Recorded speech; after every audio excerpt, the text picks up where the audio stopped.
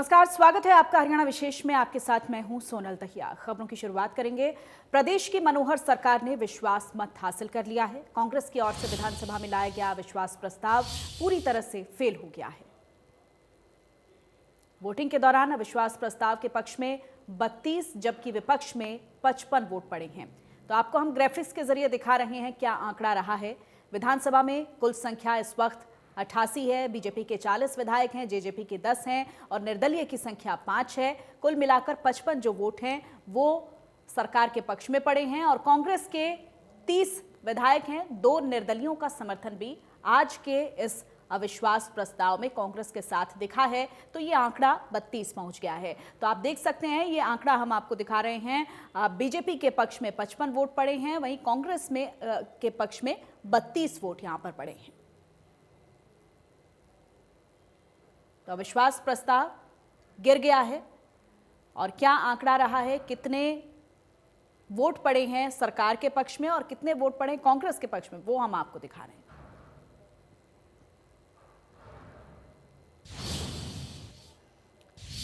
अगर सरकार को समर्थन देने वाले निर्दलीय विधायकों की बात करें तो कौन कौन से जो विधायक हैं वो समर्थन में दिखाई दिए हैं वो भी हम आपको दिखाते हैं ग्राफिक्स के जरिए।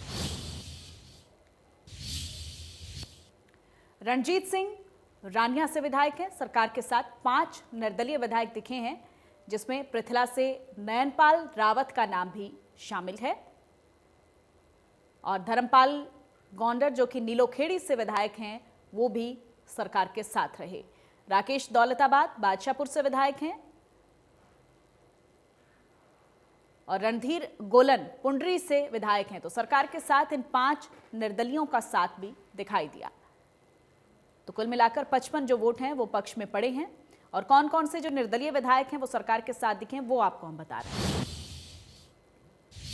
अगर सरकार के विपक्ष में वोटिंग करने वाले निर्दलीय विधायकों की बात करें तो वो भी हम आपको ग्राफिक्स के जरिए दिखाते हैं कि कौन कौन से विधायकों ने अविश्वास प्रस्ताव के पक्ष में वोटिंग की है। बलराज कुंडू महम से विधायक और वहीं चरखी दादरी से विधायक सोमवीर सांगवान ने अविश्वास प्रस्ताव के पक्ष में वोट की है।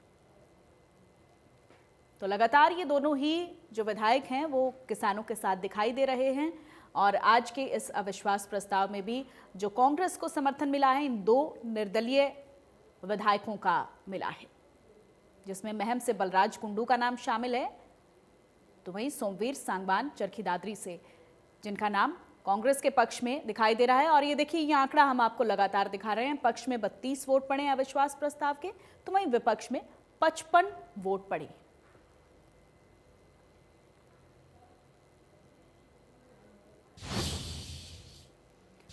सदन में बहुमत साबित करने के बाद सीएम मनोहर लाल ने किसान आंदोलन को लेकर एक बयान दिया है। सीएम ने कहा है कि बातचीत से ही मुद्दा हल होगा और विपक्ष बेवजह विरोध की राजनीति कर रहा है। अविश्वास प्रस्ताव है वो औधे मुंह गिरा और एक प्रकार से सरकार विजयी हुई है। हमने उनको एक अपील की है कि भले आपका अविश्वास प्रस्ताव गिर गया हो, लेकिन ये जो किसान बंधुओं ने आंदोलन के माध्यम से कुछ धरने दिए हैं, कुछ की कॉल्स होती हैं, उनको एक एक करके हमने बताया कि किसानों के अहित में भी ये बहुत सी बातें इसमें से हैं। कुछ बातें ठीक भी हो सकती हैं, लेकिन जो 3 कानून को रद्द करने की उनकी जिद है उसको उनको छोड़ना चाहिए और तीनों बिलों पर क्लॉज बाय क्लॉज उनको अपनी बातचीत करके जो इसमें संशोधन किए जा सकते हैं जिसके लिए केंद्र सरकार तैयार है उस पर बातचीत करनी चाहिए। क्योंकि ये जो किसान आंदोलन ये किसी के भी हित में नहीं है, न जनता के हित में है, न किसानों के हित में है, न पक्ष के न विपक्ष के, और इससे नुकसान बहुत हो रहा है। आज जो मैंने उनको एक आंकड़ा बताया है कि पिछले 3 महीने से ऊपर 3.5 महीने हो गए हैं, तो इसमें लगभग अब एक अनुमान ही है कि लगभग 11.5-12 हज़ार करोड़ रुपए का नुकसान हो चुका है। और अविश्वास प्रस्ताव गिरने के बाद नेता विपक्ष भूपेंद्र सिंह हुड्डा ने प्रेस कॉन्फ्रेंस की है। क्या कुछ उन्होंने कहा है, सुन बातें आप। वोटिंग सीक्रेट कराया जाए क्योंकि व्हिप जारी कर दिए गए, तो इस वास्ते या व्हिप विड्रॉ किए जाए। जो अविश्वास प्रस्ताव था, जो मुद्दे हमने उठाए थे जैसे एमएसपी का था, उसमें संतोषजनक जवाब नहीं मिला। जो मैंने कहा था लागत बढ़ रही है, आमदनी घट रही है। जो हमने कहा था भाई 2022 में किसान की आमदनी दुगनी कैसे करेंगे, जबकि सारे मैंने आंकड़े दिए थे कि लागत बढ़ रही है। और वहीं जेजेपी विधायक देवेंद्र बबली ने कहा कि कांग्रेस ने बेवजह अविश्वास प्रस्ताव लाकर अपनी फजीहत करवाई है, जबकि सरकार के पास पूर्ण बहुमत है। हाँ सर, देवेंद्र बबली हैं। बबली साहब, आपने सीधे तौर पर किसानों के हित की बात करी थी, लेकिन आज अविश्वास प्रस्ताव में कहीं ना कहीं वोट जो है वो विपक्ष में ही गिरा। क्या कहेंगे? हाँ जी, जो अविश्वास प्रस्ताव आया उसके विपक्ष में ही वोट किया है आपने, क्या कहेंगे आप? किसानों मैंने कल भी बताया था आपको, पार्टी ने भी जारी किया हुआ था। पार्टी 10 के 10 विधायक ले जाके जेजेपी के साथ जोड़ा हुआ है।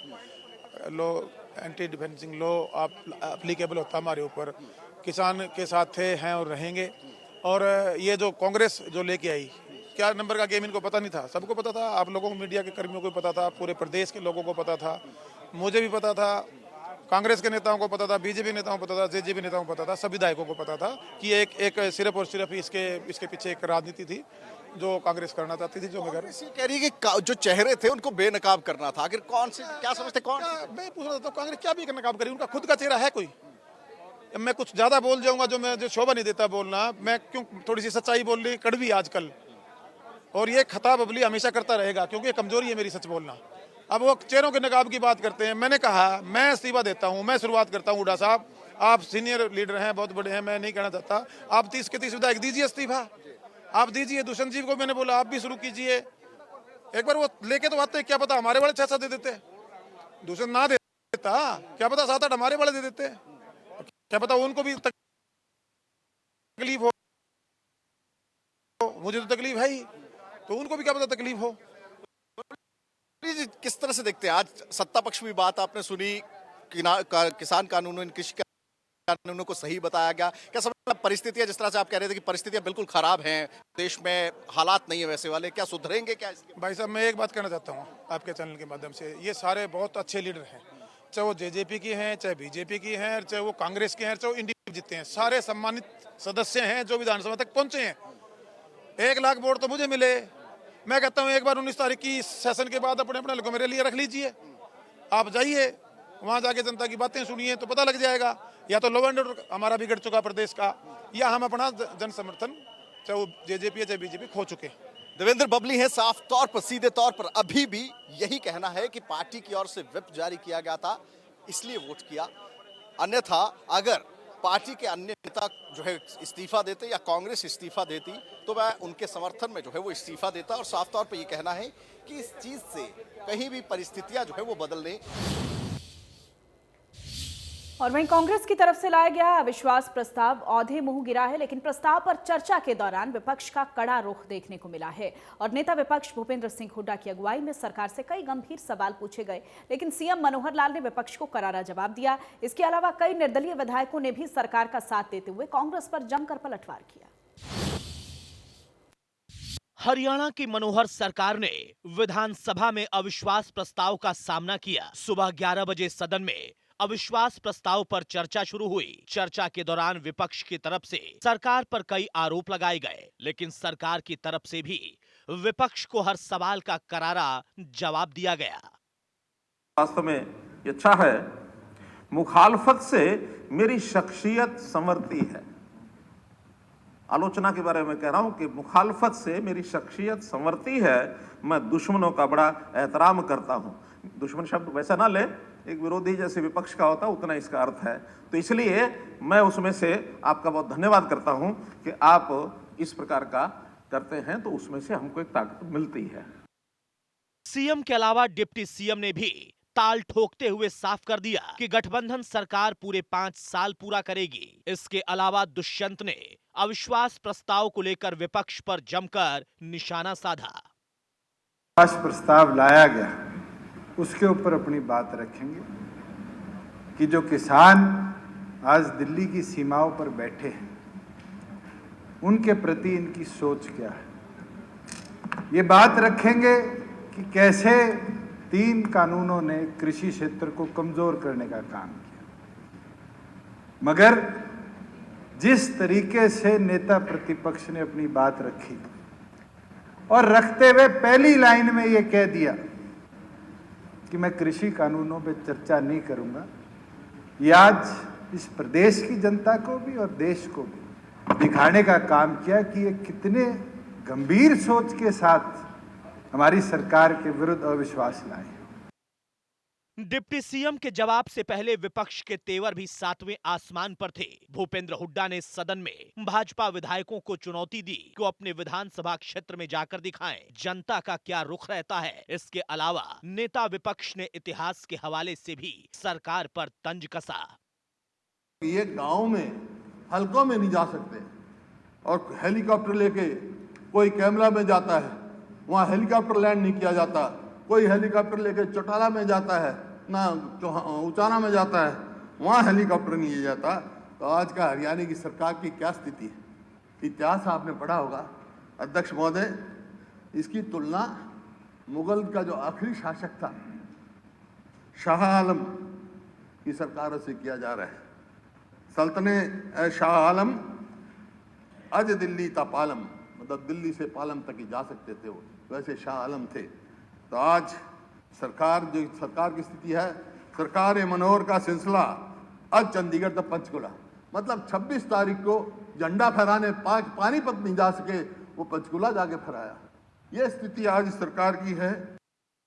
हुड्डा के सुर में सुर मिलाते हुए कांग्रेस की वरिष्ठ नेता किरण चौधरी ने भी कृषि कानून को लेकर अपनी चिंता जाहिर की और एक बार फिर कृषि कानूनों को काला कानून करार दिया। ये जो तीनों काले कानून जो लाए गए हैं अध्यक्ष जी, ये पूरी तरह से कॉरपोरेट्स को फायदा पहुंचाने के लिए और जो है किसान भाइयों को पूरी तरह से निचोड़ के रखने के लिए जो है ये किसान जो है ये बनाए गए। और दुर्भाग्य की बात ये है, अब आप बीच में ना बोलिए, दुर्भाग्य की बात ये है अध्यक्ष जी कि हरियाणा कृषि प्रधान प्रदेश है और मर्यादा में हमारे को सबसे ज्यादा ये इफेक्ट करता है। सदन में अविश्वास प्रस्ताव पर चर्चा के दौरान लाठीचार्ज का मुद्दा भी उठा तो सरकार की तरफ से भी विपक्ष से सबूत मांगे गए। दूसरी बात, एक मिनट, मेरी बात नहीं, आपका टाइम मिलेगा अपनी बात। दूसरी बात क्या लाठीचार्ज की आपने कही, आपने लाठीचार्ज की बात कही। नहीं, जी बैठ जाइए। आपने लाठीचार्ज की बात कही। अध्यक्ष महोदय, मैं कहना चाहूंगा कि लाठीचार्ज का कोई प्रूफ लाओ तो सही, कोई मेडिकल तो लाओ। आम आपते दे रहे मेडिकल और हम दिखाते हैं लाठीचार्ज नहीं। जिस प्रकार की घृणा के साथ लाठीचार्ज करी गई, आपने कुलदीप बिश्नोई के समर्थकों वाला लाठीचार्ज नहीं करी थी, आपने उसकी 100 गाड़ियां तोड़ दी थी। गाड़ियां, इसको कहते हैं घृणा, इसको कहते हैं नफरत। ऐसा नहीं है कि उसके साथ किसान नहीं थे। उस दिन किसान कहां चला गया था आपका?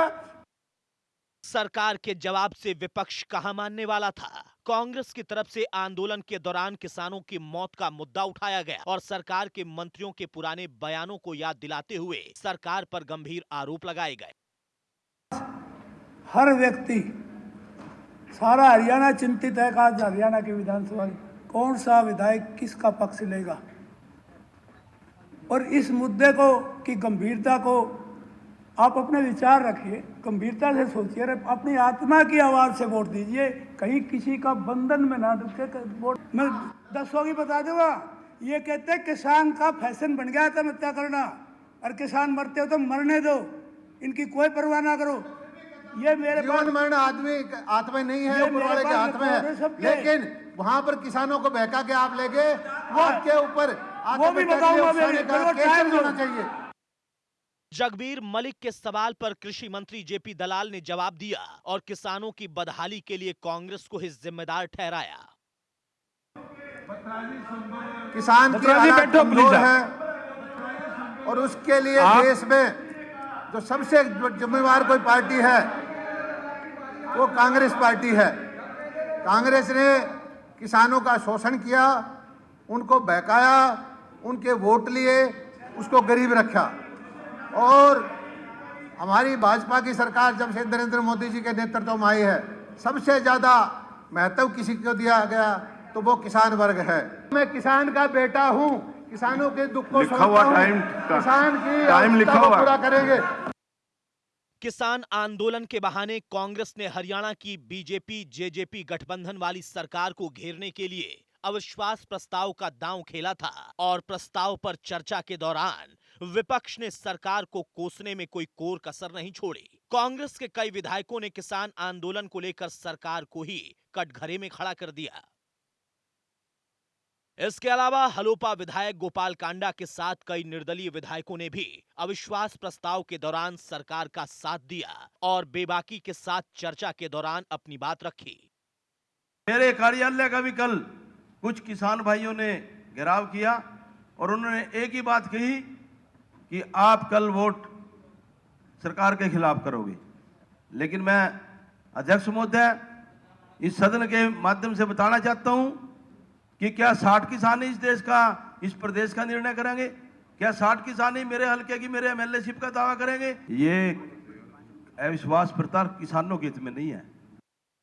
जाहिर है विपक्ष ने अविश्वास वाली आजमाइश में पूरा जोर लगाया, लेकिन सरकार बहुमत की पैमाइश पर खरा उतरी और विपक्ष के एक एक सवाल और आरोप का जोरदार जवाब दिया। विधानसभा में सत्ता पक्ष का पलड़ा एक बार फिर भारी रहा। चंडीगढ़ से विपिन परमार, इंडिया न्यूज, हरियाणा। और वहीं प्रदेश के शिक्षा मंत्री कंवरपाल गुर्जर ने भी अविश्वास प्रस्ताव को लेकर कांग्रेस पर तंज कसा है। क्या कुछ कहा है, सुन पाते हैं। हमारे साथ इस समय शिक्षा मंत्री कंवरपाल गुर्जर साहब मौजूद है। गुर्जर साहब, बहुत चर्चा थी इस अविश्वास प्रस्ताव की, चर्चा हुई भी बहुत देर, लेकिन जब वोटिंग हुई तो टिक ज्यादा देर नहीं पाया। क्या कहेंगे? नहीं, हमने तो पहले ही कहा था ये बात कि कोई अविश्वास नहीं है, उसका पूरा विश्वास सरकार के प्रति है और जनता का विश्वास भी सरकार के प्रति। जैसे यहाँ है वैसे ही बाहर भी विश्वास है। हाँ ठीक है, कुछ लोगों को भड़काने का काम इन लोगों ने किया है कि भाई कहीं रास्ता रोक दो या डिस्टर्बेंस कर दो। अगर एक भी जनसभा चल रही है तो 3 लोग किसी भी जनसभा को डिस्टर्ब कर सकते हैं, 5 लोग किसी भी जनसभा को डिस्टर्ब कर सकते हैं। इसका मतलब ये नहीं कि बहुमत उनके साथ हो गया।